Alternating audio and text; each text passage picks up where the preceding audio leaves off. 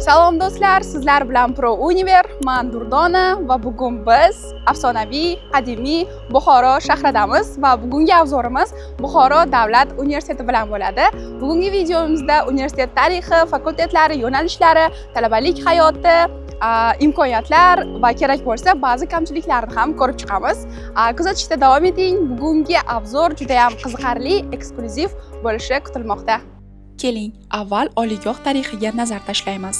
Buxoro qadimiy va afsonaviy shahar, butun dunyoga mashhur ilm-ma'rifat markazi bo'lib kelgan.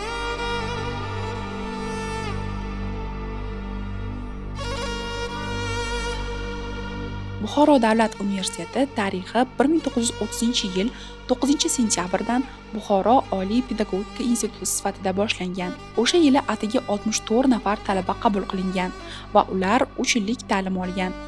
Institutning ilk bo'limlari ijtimoiy adabiy hamda kimyo-biologiya yo'nalishlari bo'lgan. Oradan yillar o'tib, o'quv yurtining nomi bir necha bor o'zgardi. 1992-yildan esa u Buxoro davlat universiteti nomi bilan faoliyat yuritmoqda.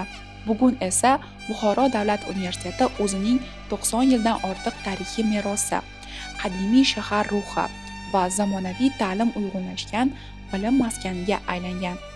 Xo'sh, do'stlar, bugun universitet obzorida bizga universitet talabasi, Buxoro davlat universiteti talabasi Nilufar hamrohlik qiladi.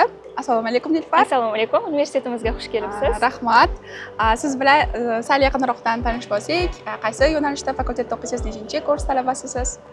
Halimova Nilufar, Buxoro davlat universitetining xorijiy tillar fakulteti, filologiya va tillarni o'qitish ingliz tili yo'nalishida ayni paytda ta'lim olmoqdaman. Tanishganimdan xursandman. Rahmat, men ham xursandman. Xo'p, universitet obzorini qayerdan boshlaymiz? Universitet obzorini universitetimizning ofis registratori bo'limidan boshlaymiz. Yaxshi, unda ketdik. Hozirgi kunda Buxoro davlat universitetida 18887 nafar talaba tahsil oladi. Universitetning asosiy ustunliklaridan biri yo'nalishlarning nihoyatda ko'pligi. Bugungi kunda Buxoro davlat universitetida 8 ta fakultet: fizika, matematika va axborot texnologiyalari fakulteti, filologiya fakulteti, xorijiy tillar fakulteti, tarix va yuridik fakulteti, jismoniy tarbiya va sport fakulteti, san'atshunoslik va pedagogika fakulteti, iqtisodiyot va turizm fakulteti, tabiiy fanlar va agrobiotexnologiya fakultetlari mavjud. Bakalavrda 75 ta kunduzgi, 35 ta kechki, 15 ta masofaviy ta'lim yo'nalishlari mavjud. Magistraturada esa 52 ta kunduzgi, 11 ta kechki, 4 ta masofaviy ta'lim yo'nalishlari bor. Mana shu yer ofis registrator. Marhamat. Xo'p, bu xonada nima vazifalar bajariladi? Bu ofis registrator bo'limimizda talabalardan misol uchun qanaqadir muammolar duch keladigan bo'lsa, aynan shu yerga murojaat qilishadi. Misol qilib aytadigan bo'lsak, Hemis tizimida parollarni unutib qo'yishdi. Qaytadan parol o'rnatish kerak bo'lsa, aynan shu bo'limimizga murojaat qilishadi. Demak, birinchi bo'lib shu yerga kelishsa, mutaxassislar birinchi tez yordamni ko'rsatishadi. Tushunarli. Suhbatimizni shu registrator ofisi xodimi Akbar aka bilan davom ettiramiz. Assalomu alaykum Akbar aka. Assalomu alaykum. Universitetimizga xush kelibsiz. Rahmat. Registrator ofisi to'g'risida batafsil ma'lumot beradigan bo'lsam, universitetning yuragi registrator ofisi hisoblanadi bizada. Xo'p, registrator ofisi bo'limi 100 dan ortiq xizmat turlarini o'z ichiga oladi va bizda elektron navbatlar tashkil qilingan va shu elektron navbatlar asosida talabalar o'zining savol va o'sha muammolari bilan bizga murojaat qilib keladi. Demak, o'zi odatiy universitetlarda talabalar muammo tug'ilsa, birinchi bo'lib dekanatga boradi va zamdekaniga uchrashadi. Bu universitetda demak, o'sha vazifani shu yer bajaradi. Bizda shu dekanatdagi navbatlarni oldini olish maqsadida registrator ofisi tashkil qilingan. O'sha oldin dekan o'rinbosari lavozimidagi ustozlarimiz registrator ofisida bosh mutaxassis lavozimida ishlayapti. Ya'ni bizda front ofis, back ofis tashkil qilingan. Talabalar bemalol kelib, ochko'z kutmasdan o'z muammolarini hal qilib ketishlari mumkin.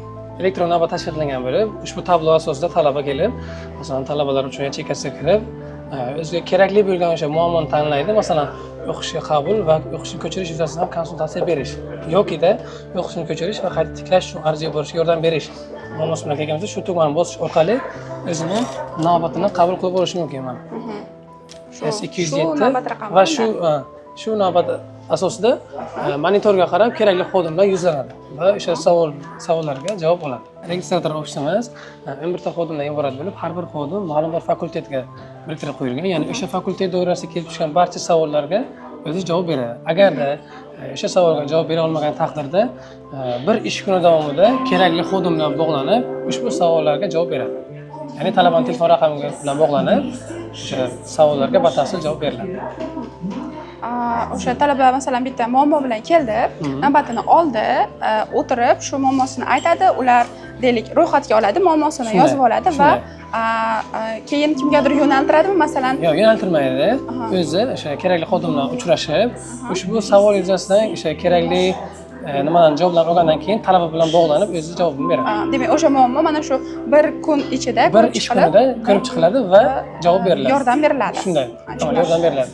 Qachonki xodim javob bera olmas. Bo'lmasa shu yerning o'zida hal qilinadi barcha masalalar.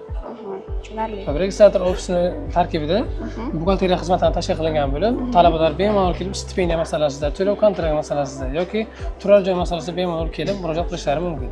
Barchasi soddalashtirilgan tizim asosida yo'lga qo'yilgan. Demak, masalan, birinchi kurs talabasi ham yotoqxonaga joylashmoqchi bo'lsa, shu yerga kelib murojaat qilsa bo'ladi. Amaliy yordam beramiz. Tushunarli. Yana qanaqa vazifalar bajaradi? Xo'p, yana registrator ofis tarkibida ta'limni kredit modul sektorini boshqarish tizimi mavjud bo'lib, ya'ni fandan qarzdorlik bo'lsa agar talabada kelib bemalol mana kredit modul tizimimizga murojaat qilib, agarda qarzdor bo'lsa, qarzdor fan bo'yicha shartnomalarni olib, to'lov qilib, yana fanlarni o'qishi mumkin. Yana shu abituriyentlar uchun muhim ma'lumot bo'lgan, qabul davri boshlangan paytda abituriyentlarimizga OTMlarga, ya'ni oliy ta'lim muassasalariga onlayn ariza topshirishda amaliy yordamimizni beramiz va keyingi jarayonlarda ham biz bilan bog'lanib bemalol ishlarni davom ettirishsa bo'ladi. Universitetimizda ikki tizim faoliyat olib boriladi, Uniwork va Hemis tizimi. Ko'pincha kelib tushgan savollar talabalarda shu login parol masalasi yoki baholar ro'yxati, yakuniy nazoratlar jadvali yoki dars jadvallari bo'yicha savollar, murojaatlar kelib tushadi. Bizlar mana shu murojaatlarga batafsil javob beramiz talabalarga. Demak, talaba bu universitetga o'qishga kirganidan to 4-kursgacha bitirgunigacha nima shu davr mobaynida muammolar tug'ilsa shu yerga keladi. Barchasi registrator ofisga ko'rib chiqiladi. Shu yerda muammolar yechiladi. O'qishga kirgandan to diplomni qo'lga olib ketgungacha bo'lgan jarayonda shu yerda ko'riladi. Tushunarli. Sizga rahmat bu yer haqidagi batafsil ma'lumotlar uchun. Sizga ham rahmat. Charchamang. Rahmat.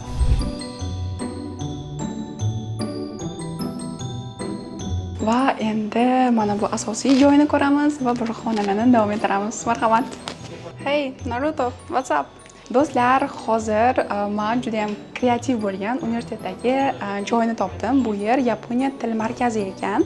Bu yerda talabalar yapon tilini o'rganishadi va Yaponiya madaniyati bilan bog'liq tadbirlar uyushtirishadi. Ya'ni yapon tili va Yaponiya madaniyatini shu yerda haqiqiy Yaponiyada bo'lgani kabi muhitda, aurada, vibe'da his qilib o'rganishlari mumkin ekan.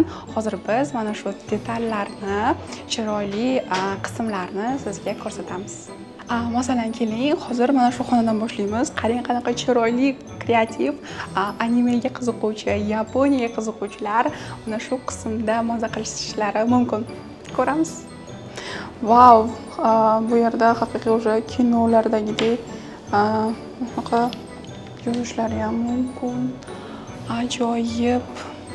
Buni ko'rsa bo'larmikan, balki?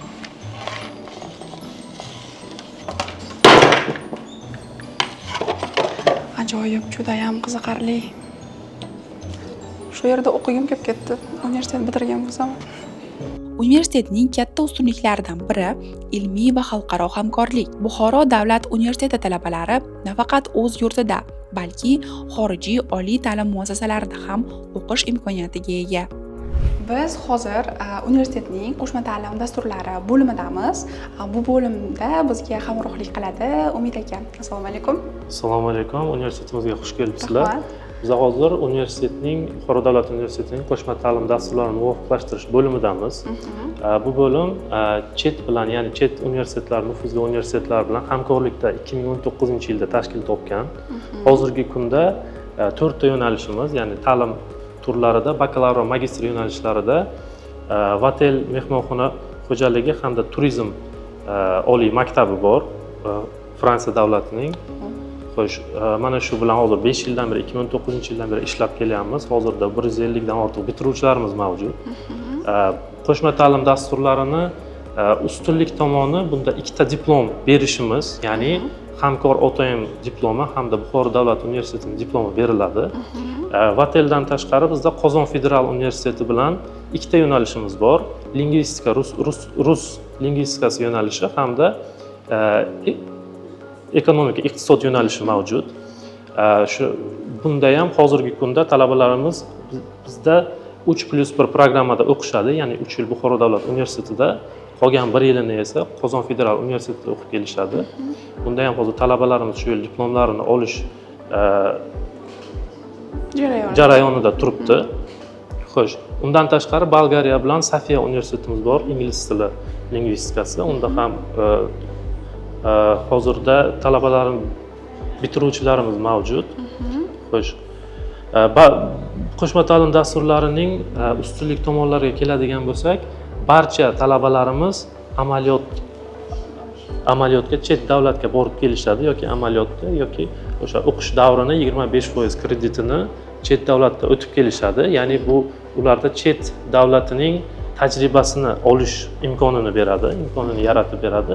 Hozirgi kunda bizda bitiruvchilarimiz o'zimizning bo'limda ham ishlab kelishyapti. Ya'ni mana Iskandarova Nargiza Vatel mehmonxona xo'jaligi va turizm yo'nalishini bitiruvchisi, o'zimizda yetakchi mutaxassis sifatida va o'qituvchi sifatida faoliyat olib bormoqda.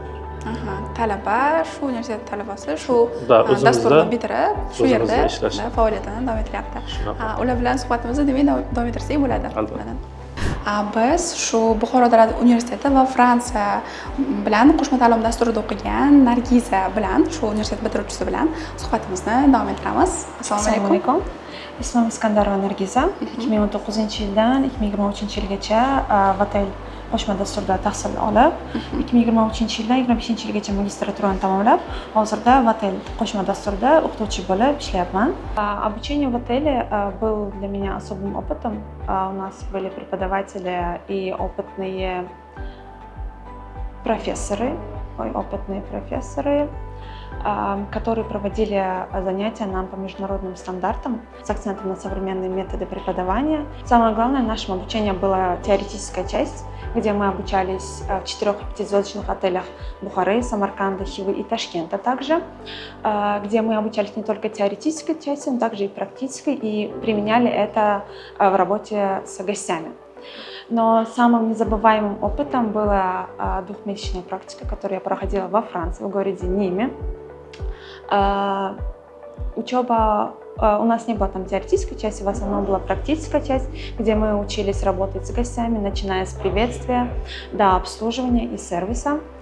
Я бы сказала, что этот опыт дал мне напрямую увидеть европейские стандарты обслуживания и понять, как они с этим работают.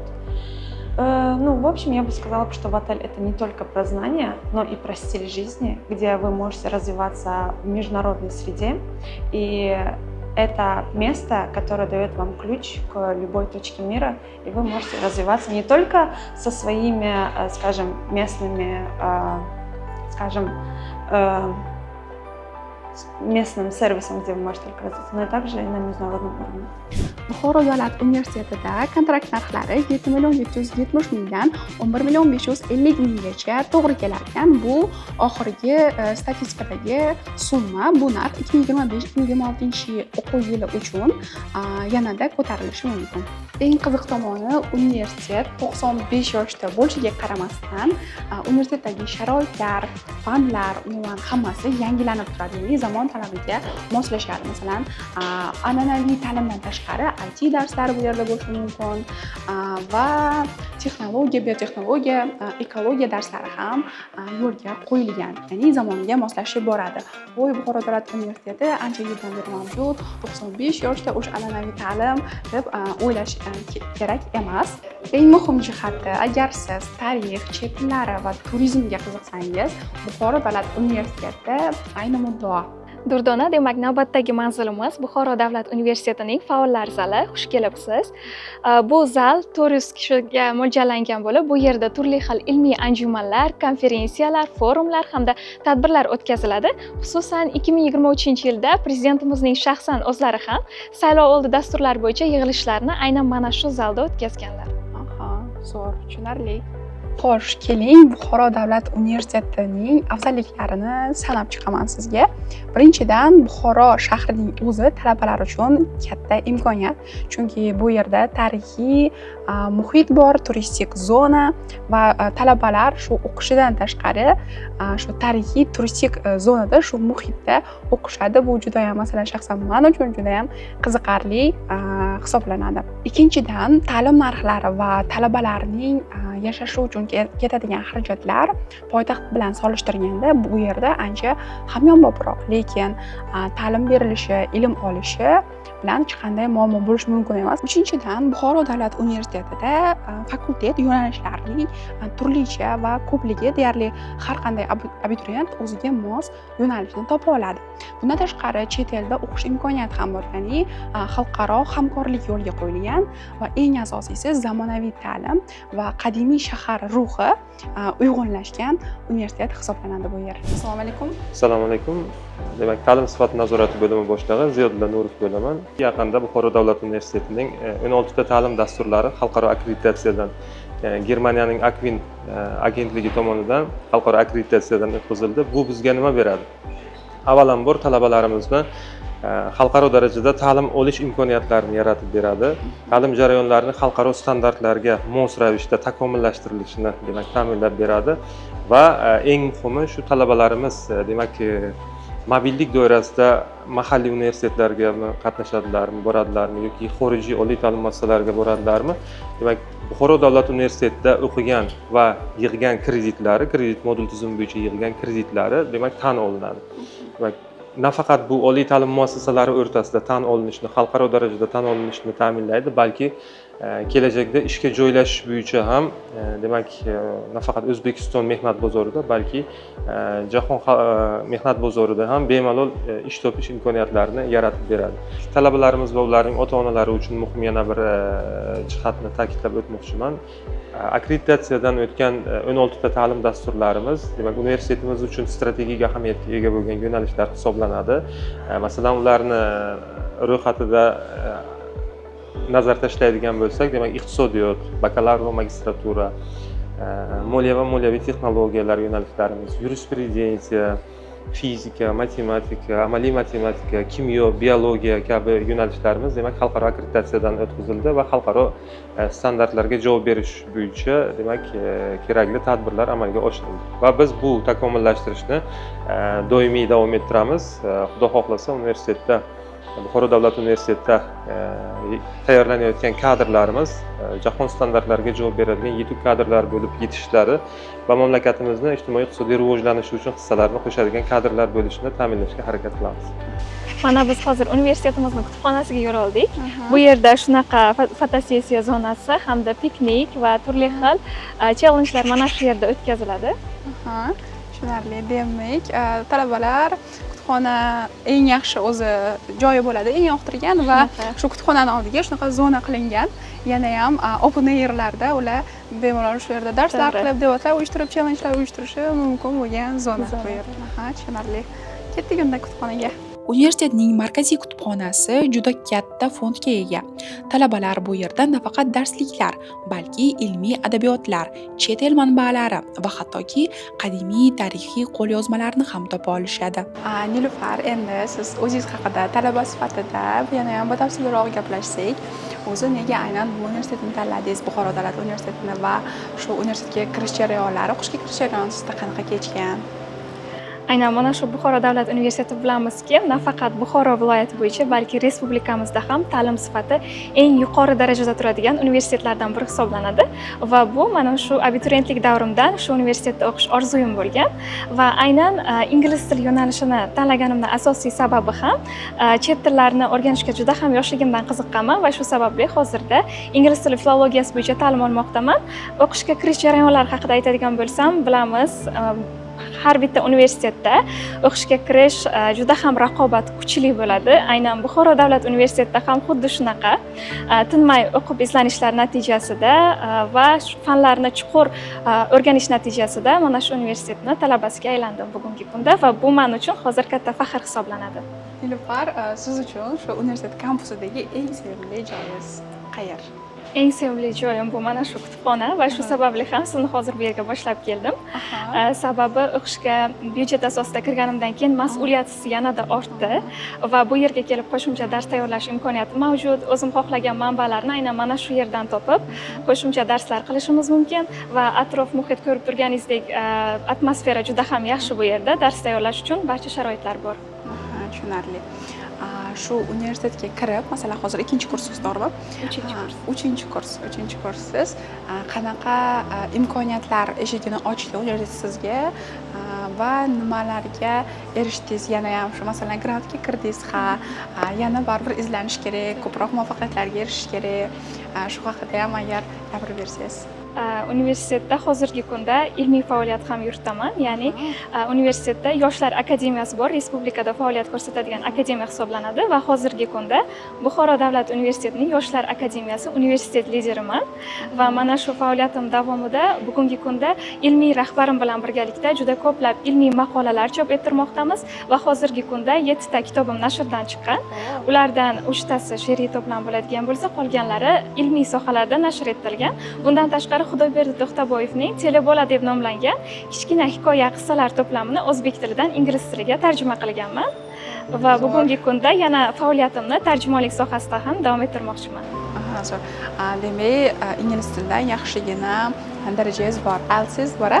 IELTSim bor, faqat hozir muddati tugadi. Necha? B2 darajada. Nilufar, shu universitetni bitirgandan keyin qaysi sohada faoliyatingizni davom ettirmoqchisiz? Universitetni bitirganimdan keyin albatta o'z kasbimni o'qituvchilik bilan davom ettirmoqchiman. Sababi ilm yo'lini tanlagan inson hech qachon ilm yo'lini tashlab qo'ymasligi kerak va ilmiy faoliyatimni davom ettirib, xudo xohlasa magistrlik, PhD darajalarini yo'qlab, universitetda o'qituvchi bo'lmoqchiman. Zo'r. Keling, suhbatimizni shu deylik Buxoro davlat universitetiga o'qishga topshirmoqchi bo'lgan abituriyentlarga yoki umuman O'zbekistondagi abituriyentlarga talabalik tajribangizdan kelib chiqib, bir ikkita maslahat bilan yakunlasak. Bilamizki, talabalik bu albatta oltin davr. Hech qachon talaba bo'lgandan keyin ham o'z mas'uliyatisini, o'qishisini tashlab qo'ymaslik kerak. Chunki har doimo ilm yo'lida bo'lgan inson ilm olishdan hech qachon charchamaydi va har bitta o'sha abituriyentlarga, talabalarga beradigan maslahatim, ilm bu biz uchun yagona yo'l hisoblanadi va biz mana shu yo'ldan ketib, o'zimizni yanada bilimimizni orttirib, vatanimiz uchun kerakli farzand bo'lishga harakat qilishimiz kerak. Rahmat sizga. Rahmat suhbat uchun. Omad tilayman. Rahmat. Suhbatimizni Axborot resurs markazi, ya'ni shu kutubxonaning direktor o'rinbosari Azim aka bilan davom ettiramiz. Assalomu alaykum Azim aka. Assalomu alaykum, xush kelibsizlar. Rahmat. Bu loyihada ishtirok etayotganimizdan xursandmiz. Sizlarni Buxoro davlat universiteti Axborot resurs markazida ko'rib turganimizdan xursandmiz. Resurs markazimiz haqida to'xtaladigan bo'lsak, Axborot resurs markazi talabalarga nafaqat kitob taqdim qilish, balki talabalarga kerakli bo'lgan qo'shimcha resurslarni ham, masalan deylik, adabiyotlarning elektron variantlari bo'ladimi yoki noyob adabiyotlar bo'ladimi, kamyob adabiyotlar bo'ladimi, shulardan foydalanishga imkoniyat yaratish mo'ljallangan. Bugungi kunda Axborot resurs markazimizda 63 mingdan nomdan ortiq adabiyotlarimiz, son jihatdan oladigan bo'lsak 350 mingga yaqin adabiyotlarimiz bugungi kunda mavjud. Undan tashqari mazkur adabiyotlardan iborat bo'lgan, ya'ni 55 mingga yaqin adabiyotlarimizning elektron variantlari bizda saqlanadi. Shu bilan bir qatorda bilasiz, Buxoro tarixiy shahar. Bu yerdan juda ko'plab olimlar, olim-fuqarolar yetib chiqqan, juda katta ilmiy manbaga ega bo'lgan hudud hisoblanadi va shunday ilmiy salohiyatga ega bo'lgan shahrimizda qadimiy qo'lyozmalar, adabiyotlar hozir ham aholimiz o'rtasida mavjud. Talabalarimiz tashabbusi, ustozlarimizni mehnati tufayli bugungi kunda bizda 130 dan ortiq tarixiy, ya'ni noyob bo'lgan, ya'ni bu 11-asrdan 19-asrning ikkinchi yarmi, 20-asrning boshlariga oid bo'lgan ham tosh bosma, ham qo'lyozma asarlar bugungi kunda saqlanadi. Bu adabiyotlar juda ham noyob. Biz ularni ham bu adabiyotlarimizdan nafaqat bugungi kunda talabalarimiz, balki ilmiy ishlar olib borayotgan magistrantlarimiz, doktorantlarimiz ham bemalol foydalanishlari imkoniyatiga egalar. Undan tashqari talaba shunaqa adabiyot topolmasa murojaat qiladi, biz unga elektron variantlarini taqdim qilamiz. Buni masofadan turib ham amalga oshirish imkoniyati bor. Bizni Telegramda o'zimizning kanalimiz bor, Talaba deylik uydan turib bizga kerakli adabiyot bo'yicha murojaat qilsa, biz unga o'sha adabiyotning elektron variantlarini, vaqtni ahamiyati yo'q, qaysi qismida bo'lishidan qat'iy nazar bizni ishimiz 24 soatlik rejimda ishlaymiz. Biza mana 3 smenada xodimlarimiz ish jarayoni tashkil qilingan. Yotoqxonada yotadigan talabalar yoki deylik qatnab o'qiydigan talabalar vaqtni qaysi qismida kelishidan qat'iy nazar bemalol kelib shu yerdan foydalanish yoki oddiygina kanalimizga a'zo bo'lib bizni xizmatlarimizdan foydalanish imkoniga ega bo'ladi. Demak, bu kutubxona 24 soat ochiq turadi. Albatta, 24 soat ochiq turadi. Juda ham zo'r. Chunki bundan tashqari faqat bu yerda emas, axborot markazimizning filiallarimizda ham, ya'ni o'sha fakultetlarimizda 7 ta filialimiz bor. Talaba bevosita bu yerga ovora bo'lib kelib o'tirishi shart emas. Deylik, masalan, universitetdan biroz uzoqroqda bo'lgan agronomiya fakultetimiz, o'sha yerda ham kutubxonamiz bor. Deylik, filologiya shaharning bir chetki qismida joylashgan bo'lsa, u yerda ham o'zimizning tarmoq kutubxonamiz bor. O'sha yerdan foydalanish mumkin. Ya'ni bu 7 ta filiallarimiz bevosita talabalarni ovora bo'lib kelishmasdan o'sha joyni o'zida kerakli adabiyotlarni olib, darsda yoki deylik darsdan tashqari vaqtda kitob o'qishiga qulaylik yaratish uchun shu narsa tayyorlab qo'yilgan. Talabalarimizga juda ham g'amxo'r. Talabalar uchun juda katta qulayliklar bor. Mana masalan deylik, talabalar kitob o'qishdan tashqari elektron adabiyotlarimizdan yoki mana ikkinchi qavatimizda kompyuter zalimiz bor. Axborot resurslari bo'limi deyiladi. Mana shu yerda elektron resurslar bo'limiga chiqib, bemalol o'sha yerda kompyuterdan foydalangan holatda adabiyotlarimizni o'sha kerakli qismlardan kerak bo'lsa o'zlariga referat tayyorlashlari, kerakli ilmiy ishlarni qilishlari, undan to'liq foydalanishlari uchun sharoitlar yaratib qo'yilgan. Wi-Fi bemalol talabalarga qulaylik yaratadi. Imkoniyatlar juda ham yaxshi, zo'r. Undan tashqari har yili rahbariyatimiz bizga 10 mingdan ortiq adabiyot yangi turdagi badiiy, ilmiy, siyosiy adabiyotlarni xarid qilib beradi, olib berishadi. Biz bundan xursandmiz, talabalarimiz ham xursand, chunki zamon o'zgargan sayin albatta o'quv dasturlari, o'quv rejalari o'zgaradi. Shunga mos adabiyotlarga ehtiyoj seziladi. Faqat ma'lum bir davrning adabiyotlaridan foydalanmasdan, balki zamon bilan ham nafas bo'lgan holatda yangi adabiyotlarni talabalarimiz tezroq foydalanish imkoniyati yaratiladi. 10 mingdan ortiq bu oddiy raqam emas. Uni ortida qancha mablag' turibdi, buning uchun imkoniyat yaratib berilyapti. Bu uchun minnatdormiz albatta. Undan tashqari mana gazeta, jurnallarimiz bor. Respublikamiz va xalqaro gazeta, jurnallardan talabalarimiz bemalol foydalanish imkoniyatiga ega bo'ladi. Yetishib kelayotgan yosh avlod mana shu adabiyotlardan foydalanish imkoniyatiga ega bo'ladi. Tushunarli, zo'r. Rahmat sizga ma'lumotlar uchun. Juda ham qiziqarli, foydali. Rahmat, sizlarni ko'rib turganimizdan xursandmiz. Yana kelinglar. Rahmat. Do'stlar, bu universitetning axborot resurs markazi 2-etaji, ya'ni kutubxonani. Bu yerda elektron kitoblardan, umuman mana shu kompyuterlardan foydalanib darslar qilishi mumkin talabalar. Wi-Fi bor bu yerda va o'sha adabiyotlarni elektron formatda foydalanib zamonaviy kutubxona desak ham bo'ladi. Shunaqa foydalanishlari mumkin. Biz hozir obzorimizning menimcha eng qiziqarli joyiga keldik. Abituriyentlar uchun, umuman hamma uchun qiziq talabalar turar joyi, ya'ni yotoqxona. Hozir shu yer haqida batafsil ma'lumotlar beramiz. Qancha talaba bu yerda mo'ljallangan, sharoitlar qanaqa, ichkarida xonalar qanaqa, hammasi haqida hozir sizlarga ko'rsatamiz. Ketdik.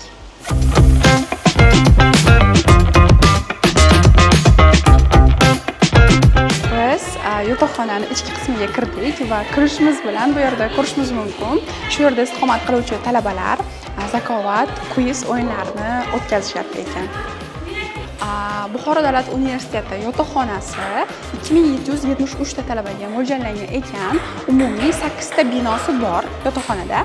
Shundan 6 tasi qizlarga, 2 tasi yigitlarga berilgan binolar. Ya'ni o'sha umumiy 8 tani ko'proq 6 ta binosida qizlar uchun mo'ljallangan turar joy, qolgan 2 tasida yigitlar uchun. Bu yotoqxonada turish to'lovi 250 ming so'm ekan. Ma'lumot uchun Buxoroda yashovchi masalan talabalar kvartirada tursa agar yotoqxonada emas, o'rtacha 400-500 ming so'mga turishlari mumkin. Yotoqxonada yaxshi sharoit bilan mana shunaqa sharoitlarda 250 ming so'm to'lov qilib turishlari mumkin. Bu yer talabalar turar joyining, yotoqxonaning alohida kutubxonasi ekan. O'zining shunaqa kutubxonasi bor va bu yerda badiiy, ilmiy 5000 ga yaqin adabiyotlar mavjud. Shu yerda turuvchi, yashovchi talabalar bemalol kelib, alohida u yerga asosiy katta kutubxonaga masalan borishga erinishsa yoki juda ham tezlikda shu yerda turib dars tayyorlashmoqchi bo'lsa, alohida shu yerdagi kutubxonaga kelib, bemalol xohlagan kitoblarini topib foydalanishlari mumkin. Biz hozir shu yotoqxonada yashovchi talabalarning ijod mahsullari bo'lgan joydamiz. Bu yerda ko'rishingiz mumkin. Shunaqa ajoyib kreativ portretlar, rasmlar, umuman shodxo'sh asboblari, pianino va bundan tashqari biz ko'rdik, go'zallik salonlari ham bor ekan bu yerda. Bundan tashqari tikuv xonalari. Bu nima degani? Men tushunyapman, shunaqa bitta shunaqa katta joyda talabalar shaharchasi va buning ichida hamma sharoit bor. O'zlari talabalar shu stilist boradi, o'sha salonni sochini qiladi. Kimdirga nimadir tikish kerak yoki to'g'irlash kerak, o'sha tikuv xonasiga boradi, to'g'irlaydi. Kimdirga shunaqa ijodiy nimadir qilmoqchi, shu yerga keladi, qiladi. Hamma narsa bu yerda bitta joyda joylashgan. Kutubxona bor. Boshqa xizmatlar kerakmi? Hammasi talabalarning o'zi tashkil qilgan va shunaqa xonalar bor. Juda ham yaxshi, qulay imkoniyat va juda ham qiziqarli. Biz yotoqxonaning ichki qismidan chiqdik va tashqi tarafga o'tdik va aytishyaptiki, bu yerda kechqurun talabalarni ko'ngilochar, masalan, diskotekalar tashkil qilinar ekan. Mana shu o'rtada olovlar yoqib, shunaqa vibe bo'lib, haqiqiy talabalik gashtini surishadi. Va shunaqa balkonlarda talabalar chiqib, juda ham qulay. Masalan, hamma yotoqxonalarda ham shunaqa balkon yo'q. Shunaqa sharoitli joy ekan.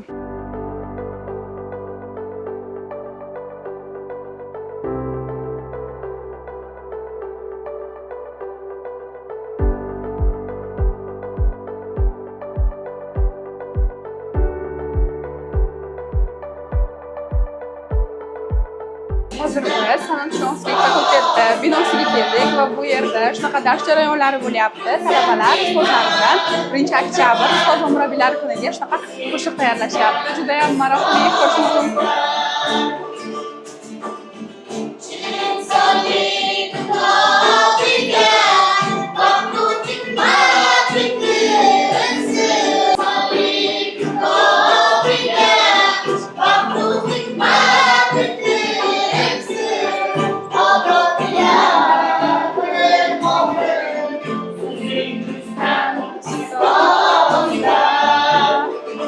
Universitetingizni 3 ta so'z bilan ta'riflang.